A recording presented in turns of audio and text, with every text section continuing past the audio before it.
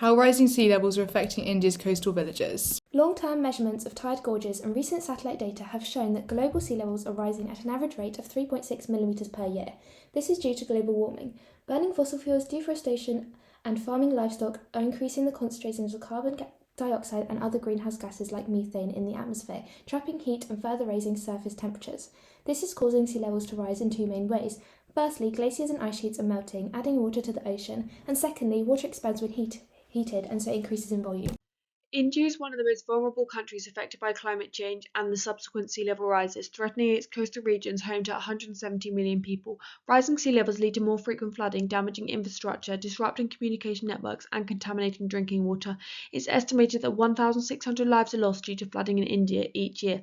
Flooding also causes outbreaks of waterborne diseases like diarrhea due to contaminated sanitary systems. Furthermore, sea level rise accelerates coastal erosion, destroying beaches and wetlands and threatening coastal infrastructure, leading to displacement and relocation of coastal communities as people are forced to leave their homes and seek refuge. Not only is coastal heritage lost, but this also puts a strain on other parts of the country. Rising sea levels also cause huge economic losses and impacts on key industries. For example, the fishing industry will suffer economic losses due to changing marine environments. Socioeconomic impacts, no crops, no brides. An article published in March 2024 by The Guardian talks about the socioeconomic consequences of sea level rise in India's coastal villages. With India's 7,500 kilometre coastline, India is exposed to nearly 10% of the world's cyclones. The Bay of Bengal records 4 times as many cyclones. 9 cyclones hit the Bay of Bengal between 2020 and June 2023. With the increased soil salinity as it is being contaminated from the seawater, water is becoming undrinkable. Even bathing in the water is out of the question, sometimes in fear of skin ailments. The villagers must barter their grain or oil for drinking water from 10 miles away. Coastal villages are now home to the most elderly men and women who left behind to tend to their land as the young people move away. Although neither jobs nor life partners are easy to come by even after migrating.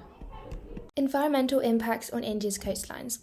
Rising sea levels are having many environmental impacts on coastal regions. As well as increases in natural disaster events like floods and accelerated coastal erosion, rising sea levels also lead to damage of India's ecosystems, directly impacting the plants and animals that call these areas home.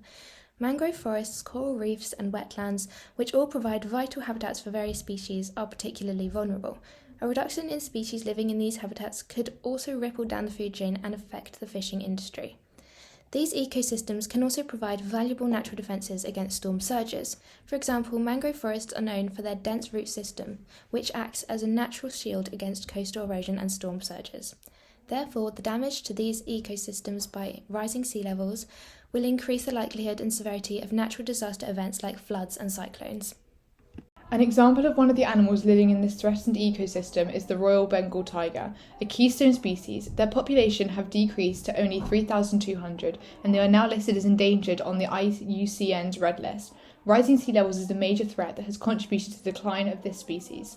These tigers are found mainly in India and Bangladesh, with the largest concentration in the protected land split between these two countries in Sundarbans National Park in the Bay of Bengal. This is a tidal wetland forest delta with a total area of around 10,200 square kilometres, made up of the largest remaining continuous mangrove forest in the world. The mean elevation for most of the Sundarbans is just below 1 metre above sea level, but with the current rate of sea level rise, the park is predicted to lose 96% of its land by 2070. This would make the area uninhabitable for the Royal Bengal tigers.